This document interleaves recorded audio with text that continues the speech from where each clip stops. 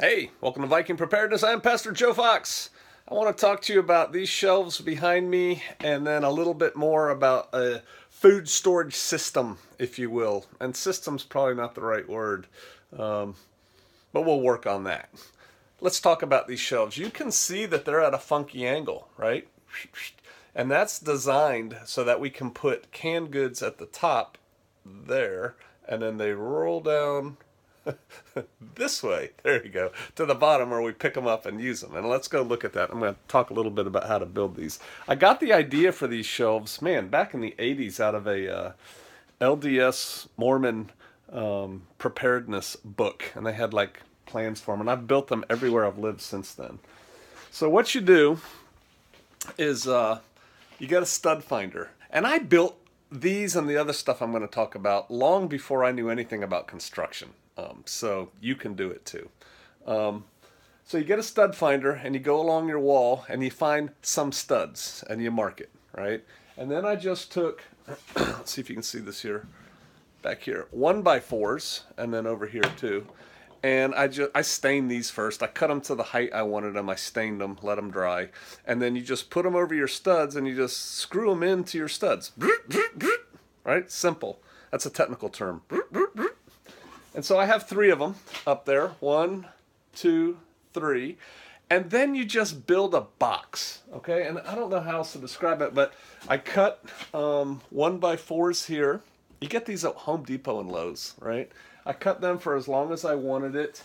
And I have uprights here are made out of 2x4s. So you can see they're thicker because they actually have to support weight on the ground, and they just go to the ground. And so I screwed a 1x4 across the top, and I have another one across the bottom to make like a little box. And then I held it away from the wall where I screwed this 1x4 in, just with another 1x4 right here. Can you see that? I just screwed it in there. No big deal. I put a shelf across the top to hold this stuff. And then so when it goes to put the shelves in, let's get this right, there we go. When it goes time to put the shelves in, what I did is on the back wall side 1x4s, I just screw a screw in, but I let it stick out about that far. So there's like a little stud sticking out. And you just use like a line or a long ruler or a long piece of whatever, and you just draw a line across your boards, and you put a screw in, a screw in, and a screw in, and then you measure, and then you do that at the same height up here, and you put a screw in, a screw through, so it sticks through the 2x4 about that far, making a stud on the inside. And then you just take 1x12 shelves, shelving, you get it again at Home Depot or Lowe's, and you just lay it on there. You don't have to use brackets or anything like that. Just the weight holds it on there. It doesn't slide out or anything like that. If you had a problem with that, you could screw right through the board into the shelf side, but I've never had a problem. And then let's look at these shelves a little bit. The way you keep these cans from rolling out is I take a piece of 1x2 and I just screwed it into the bottom of the shelf. And so here's the cans. Can you see these? Some people use really cool, like they cut fiberboard for spacers. Excuse me, I just cut up an old mattress cardboard box and made long strips to separate these. Let's see if I can get that out there. Can you see that right here? And so they just roll down, and then take one out and the next one rolls down like that. No big deal. And then that way you're always eating the food that you bought first. You're eating that food first. You know, first in, first out kind of system. What I used to do when we actually lived here was keep those shelves full. And you can put 2 regular sized vegetable cans, you know, green beans and corn, and 1 like tuna can on each 11-inch shelf. You have 2 spacers on each shelf. And so I would look at them, and when they started getting down about a third of the way down, there we go, over here. How do I do that? There we go. Like that. There you go. When they started getting empty to about here, I'd get itchy and buy more food and then fill them back up again. And since we don't live here anymore, there's not much food left in them anymore. But it's an easy, tight, compact way to store a lot of food. I've built these everywhere. I built them in garages, but you know, garages aren't ideal, but we had an insulated garage, so it was better than nothing. Put it in a closet, whatever. It's just easy. You put the food in at that end, it rolls down, and you pull it out at that end. And it'll hold a lot. Like I said, that'll hold 3 rows of cans of different sizes. If you're using the big, like, stewed tomato cans, then they take up a little bit more space. So that's that. And then on the top of that, I just store, like, my food saver, and I got a jerky pistol, and just, a bread machine, and a Dutch oven, because you always need a Dutch oven. That kind of thing. All right, let's talk about these shelves right here. And again, this is something anybody can do. When I got done with it, I'll admit I was like, whoo-hoo, I did something. Now I've built a house, so I feel a little bit differently about construction. But what you do is you buy these strips right here, and you can get them at Home Depot or Lowe's, those kinds of places. They're just little metal strips. Find your studs, use a level, like a long level to make a straight line, put it on there, screw it in. And then you buy these little brackets. Again, they're cheap at Lowe's or Home Depot, and they just fit right in there. Can you see that? You just click in where you want them. And these, again, are 1 by 12 shelves. They're not quite 12 inches wide. And I painted them first, and I put them up there. And it holds a lot of stuff in here. At one time, it held a lot of stuff. And we'll talk about the food in a minute. Back here, I have some buckets. I used to have a lot more buckets in here. This is one of the places we kept our using buckets, like, the open bucket of rice, the open bucket of corn, that kind of thing, the open bucket of beans. We had those here, and we actually had them on a pallet. Good to keep them up off the concrete. Bad because mice and stuff run in there. Bins. We have bins of food. I don't even remember what's in these anymore. Here. Discovery Learning. Oh, this one has rice and looks like cornmeal in it. And this one, pasta. Lots of pasta. Pasta, rice, and beans. The problem with these bins is if you fill them up like with pasta, you can get a lot of weight in one, so you can't then stack them on top of each other. So I just made a little low shelf out of 2x4s. It's nothing hard. And then these bins fit under it. Those bins sit on top of 2x4 shelf, and you can pull this one out without moving the top one, that kind of thing. And so we use bins too. When we store things in bins, I've always done this, and it's always worked for me. It could be like elephant perfume. I wear this perfume, and elephants never bother me.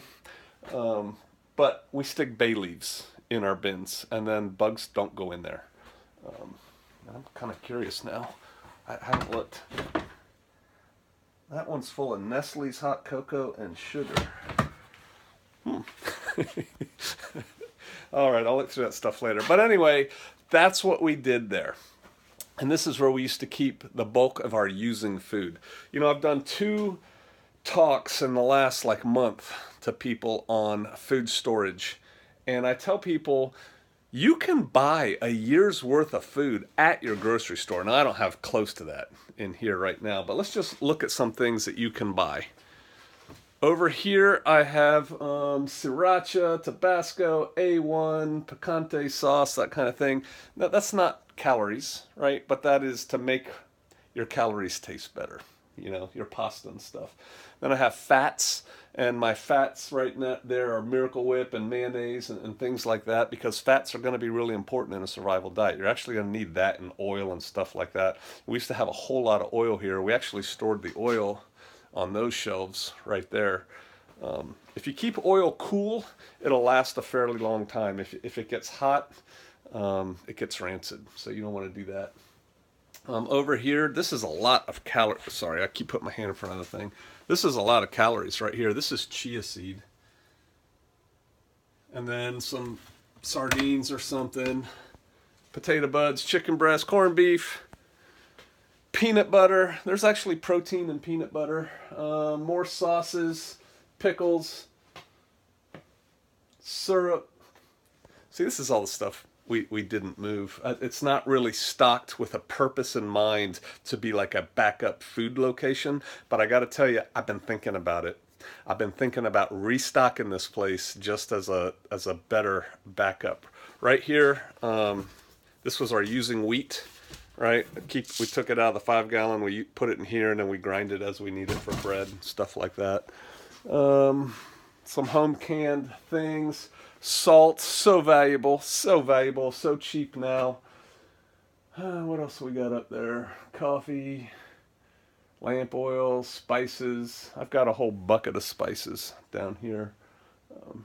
Canned cases of tomato soup, corn, those little oranges. And then right here, down in here, a friend of mine gave me this old cabinetry he had. And we've got cases of stuff down in there too.